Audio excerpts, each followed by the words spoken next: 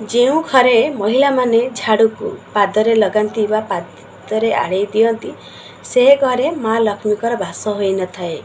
ସେ ଘରେ ସବୁବେଳେ ଦରିଦ୍ରତା ଲାଗି ରହିଥାଏ। ମଦ ପିଉଥିବା ଲୋକ କେବଳ ମଦ ପିଇ ନଥାଏ, ସେ ମା'ର ସୁଖ, ସ୍ତ୍ରୀର ଶାନ୍ତି, ଆଉ ପିଲାମାନଙ୍କର ସ୍ୱପ୍ନ, ଆଉ ବାପାଙ୍କର ପ୍ରତିଷ୍ଠା ସବୁକିଛି ଗୋଟିଏ ଢୋକରେ ପିଇ ଦେଇଥାଏ।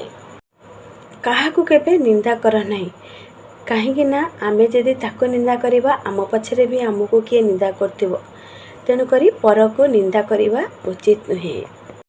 ଜୀବନରେ ନର୍କ ଦେଖିବାକୁ ଚାହୁଁଛନ୍ତି ତ ବେକାର ହୋଇକି ଦେଖନ୍ତୁ।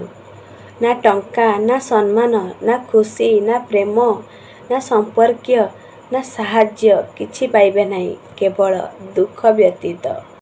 ବୟସରେ କିଏ ସମାନ, କିଏ ବଡ଼ ସାନ ହୋଇପାରେ, ପ୍ରକୃତରେ ବଡ଼ ସିଏ ଯାହାର ହୃଦୟରେ ସମସ୍ତଙ୍କର ପାଇଁ ସମାନ ଭାବନା ଓ ସ୍ନେହ ଓ ଶ୍ରଦ୍ଧା ଥାଏ।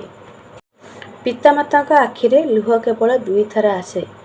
ଗୋଟିଏ ହେଉଛି ଯେତେବେଳେ ଝିଅ ବାହା ହୋଇ ଘରୁ ବିଦା ହୋଇଥାଏ ଓ ଅନ୍ୟଟି ପୁଅ ଯେତେବେଳେ ମୁହଁ ମୋଡ଼ି ଚାଲି ଯାଇଥାଏ।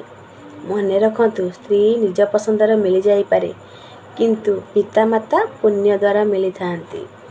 ଏହା ଜରୁରୀ ନୁହେଁ କି ଆପଣ ସବୁଦିନ ମନ୍ଦିର ଯିବା ଆବଶ୍ୟକ, ବରଂ କର୍ମ ଏମିତି କରନ୍ତୁ କି ମନ୍ଦିରରେ ଥିବା ଦେବାଦେବୀମାନେ ଆପଣଙ୍କର କର୍ମ ଦେଖି ବହୁତ ଖୁସି ହୋଇଯିବେ।